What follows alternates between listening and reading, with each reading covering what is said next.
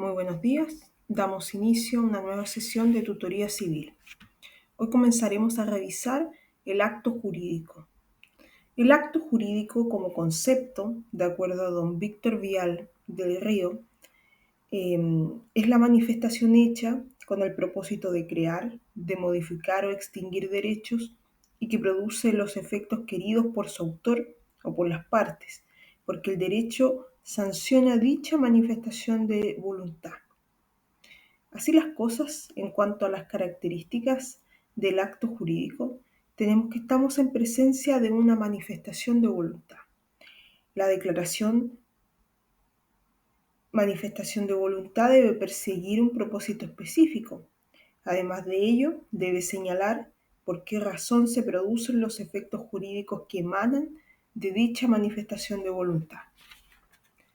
Así las cosas, tenemos una serie de principios que son parte del ordenamiento jurídico y que se ven reflejados en el ámbito del derecho civil. El primero de ellos es el principio de autonomía de la voluntad. Este principio consiste en la facultad conferida a los particulares para que ellos ejecuten o celebren los actos o contratos que estimen necesarios para la realización de sus intereses. Esto con independencia del Estado y de los demás particulares. ¿Cuáles son los límites del principio de la autonomía de la voluntad? El orden público, las buenas costumbres, la ley, la facultad y deber del Estado de intervenir en la regulación de ciertos actos jurídicos. Ahora bien, en cuanto a la clasificación de los actos jurídicos, lo cierto es que los actos jurídicos, para fines más pedagógicos y didácticos, admiten una serie de clasificaciones.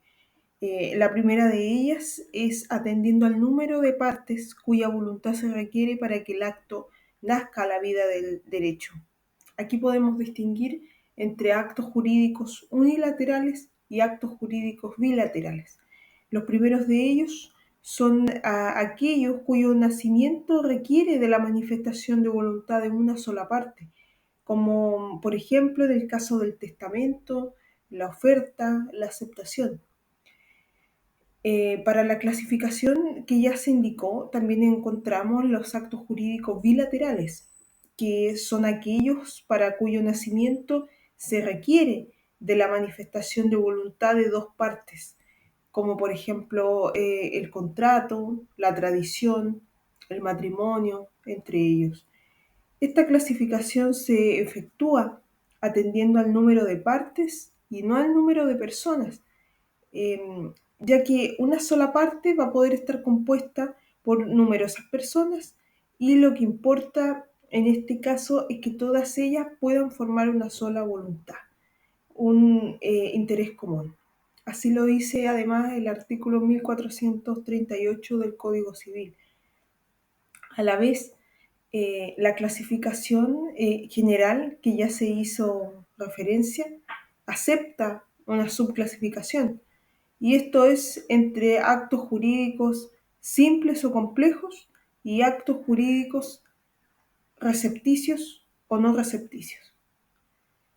El primero de ellos, el simple o complejo, radica cuando la voluntad emana de una sola persona, como sucede, por ejemplo, en el testamento. Aquí estaríamos frente a un acto simple, y a la vez va a ser un acto jurídico complejo cuando la voluntad proviene de una o más personas físicas, las que en todo caso van a manifestar una voluntad común.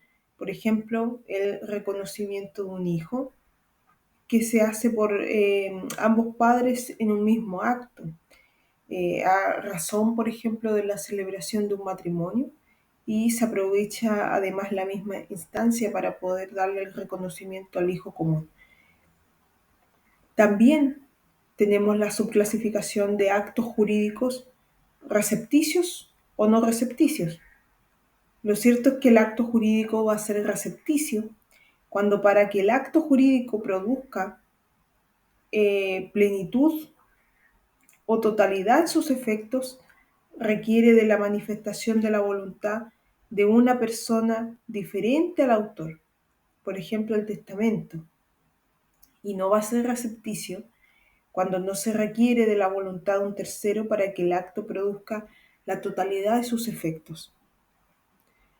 Lo cierto es que don Víctor Vial hace una precisión en cuanto al testamento y nos indica que la sola voluntad del testador basta para dar vida al acto jurídico unilateral denominado como tal.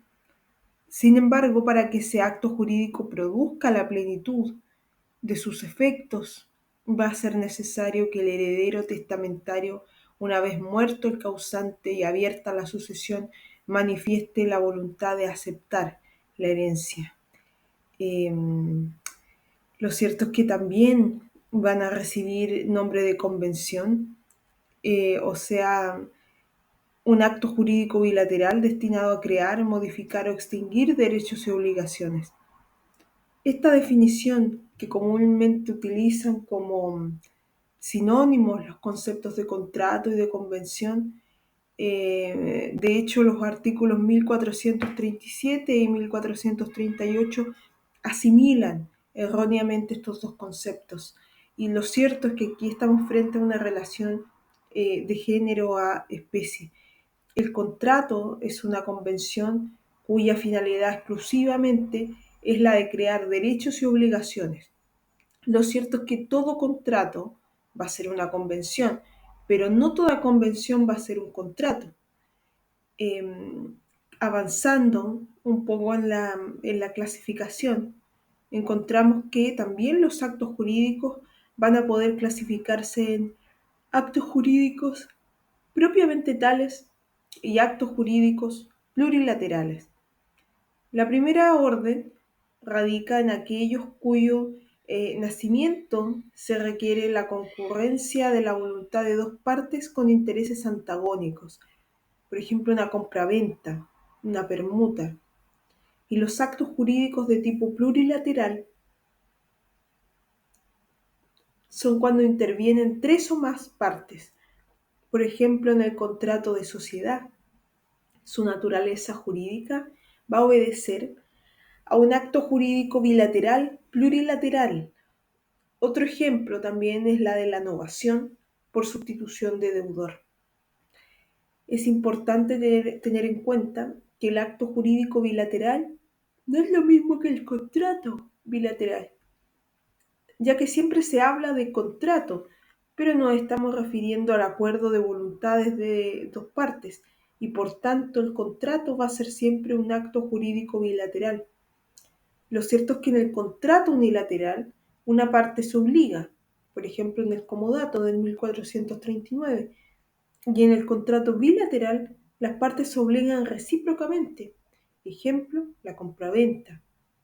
Lo cierto es que ese contrato además puede ser un contrato unilateral o un contrato bilateral, pero esta clasificación no apunta al número de voluntades como la anterior, sino que a los efectos y las consecuencias o a quienes resultan obligados por el contrato. Ahora bien, es importante resaltar la importancia y los puntos relevantes respecto de los actos jurídicos unilaterales y bilaterales.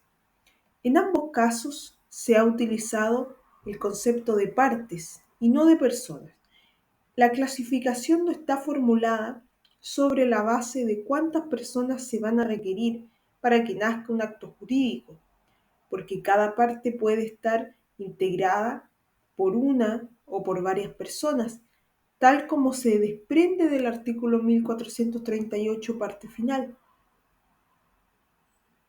al señalar que cada parte puede ser una o muchas personas. Entonces el legislador lo que le interesa es que todas las personas que integran a una parte, si tienen un mismo interés jurídico, van a ser consideradas como una sola voluntad. Ahora bien, en cuanto a la importancia de la distinción entre contratos unilaterales y bilaterales,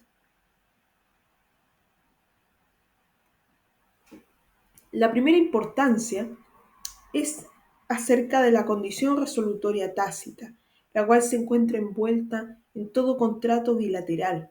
Esto de acuerdo al artículo 1489 del Código Civil, no así en el contrato unilateral. También tenemos que tener presente el problema de los riesgos. Este se presenta en el contrato de tipo bilateral, no así en los contratos unilaterales, de acuerdo al artículo 1550. Y por último, el principio la mora purga la mora. Esto solamente va a ser aplicativo a los contratos de tipo bilateral, de acuerdo al artículo 1552. Avanzando un poco en la clasificación, tenemos que también los actos jurídicos pueden clasificarse en actos jurídicos entre vivos y actos jurídicos por causa de muerte. Como la clasificación bien lo indica, los primeros son aquellos que se producen, que producen sus efectos en vida del autor o de ambas partes. Y los actos jurídicos por causa de muerte son aquellos en que se requiere de la muerte del autor o de una de las partes como supuesto necesario e indispensable para la producción de sus efectos. Ejemplo, el testamento del artículo 999. También los actos jurídicos van a poder clasificarse en actos jurídicos gratuitos y actos jurídicos onerosos. El primero de ellos son aquellos que tienen por objeto la utilidad de una de las partes sufriendo o soportando la otra el gravamen, por ejemplo, el contrato de donación. El acto jurídico a título oneroso va a implicar el enriquecimiento y el empobrecimiento recíproco. Así las cosas, cuando tenga por objeto la utilidad de ambos contratantes, gravándose cada uno a beneficio del otro, vamos a estar frente a un acto jurídico de tipo oneroso, por ejemplo, la compraventa. ¿Cuáles son las diferencias fundamentales entre ambas clases de actos jurídicos? Lo cierto es que en los contratos gratuitos, la persona con la que se contrata es de relevante importancia. Por tanto, el error en cuanto a la persona va a viciar el consentimiento. En los contratos onerosos, la persona con la que se contrata es por regla general indiferente y un error en cuanto a la identidad no tiene trascendencia jurídica. Ahora bien, también hay excepciones. Específicamente cuando se trata de, por ejemplo, la transacción del artículo 2456 del Código Civil. Lo cierto es que en los contratos gratuitos, la diligencia o el cuidado en el cumplimiento de las obligaciones solo recae en el deudor. Para determinar de qué grado de culpa responde el deudor, en los contratos gratuitos vamos a tener que considerar a quién beneficia el contrato. Y por último, en los contratos gratuitos, la pura liberalidad es causa suficiente. En los contratos onerosos, la causa está en relación con las prestaciones recíprocas y a las ventajas que se espera obtener.